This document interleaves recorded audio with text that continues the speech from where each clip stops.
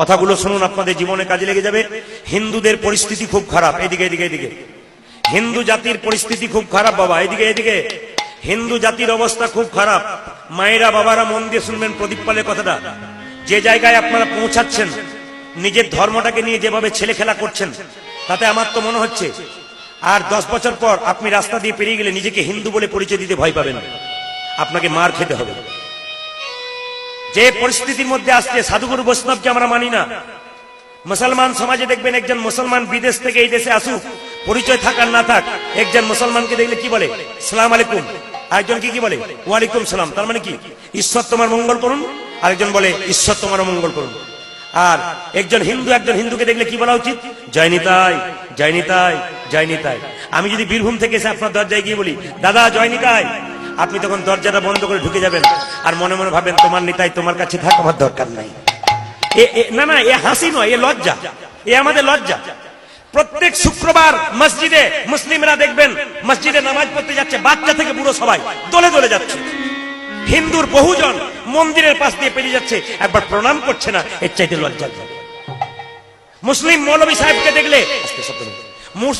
সাহেবকে দেখলে মুসলমানদের ছেলেরা মাথা নিচু করে চলে যায়, আর হিন্দুর বৈষ্ণবকে দেখলে শিখা ধরে টেনে দেয়, ঝুড়ি ধরে টেনে দেয়। এর চাইতে অধঃপতন হিন্দু জাতির আর কি আছে? যে জায়গাতে বৈষ্ণবকে অপমান করা হয়, যে জায়গাতে বৈষ্ণবের মান নেই, সে জায়গাতে কোনো দাম নেই। মাথায় রাখবেন আপনার কথাগুলো। যেখানে 50টা মুসলমান বাড়ি থাকে একটা মসজিদ হয়, আর যেখানে 500 হিন্দু বাড়ি থাকে একটা মন্দির হয় না, এর চাইতে লজ্জার কি হতে পারে? কথাগুলো বিচার করবেন। শুধু তাই নয়, লক্ষ্য করে দেখবেন আমাদের হিন্দু ছেলেরা মদ খেয়ে মদের বোতলগুলোকে মন্দিরের পেছনেই ফেলে দেয়। এর চাইতে অধঃপতন আর কি আছে? আবার দেখবেন তাস খেলবে তো তাস খেলার জায়গা অন্য কোথাও নেই, মন্দিরের বারান্দাতে। পান খেয়ে পানের পিঠটা ওখানেই ফেলে দেয়। লজ্জা আমাদের। শুধু তাই নয়, আরো কথা মনে রাখুন, আমাদের হিন্দু ছেলেরা গাঁজা খায় মন্দিরে অন্ধকারে বসে বসে। যদি আমি বলি হ্যাঁ গাঁজা খাচ্ছিস কেন রে? মন্দিরে বসে জ্ঞান দেবেন না, বাবা ভোলা খেয়েছিল, বলে বাবা তো বিষ খেয়েছিল, তোরা বিষ খাবে না, কিন্তু গাঁজা খাবে। আবার অধঃপতন আমাদের কত দেখুন। আমরা যখন কীর্তন করতে যাই খোল করতাল নিয়ে, তখন আমাদের হিন্দু না না আপনাদের এখানে যেন বলিনি, আমাদের বীরভূমে কথা বলছি, হিন্দু চ্যাংরা ছেলেরা চিৎকার করে বলে হরি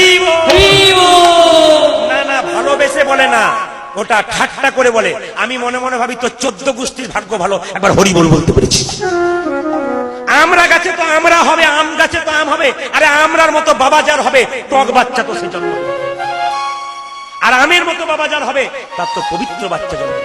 এ সমাজে যারা বাবা হয়েছেন, যদি ভালো বাবা হতে চান, ভালো বাচ্চা তো হবে। বাজে বাবা হলে আপনার বাজে বাচ্চা।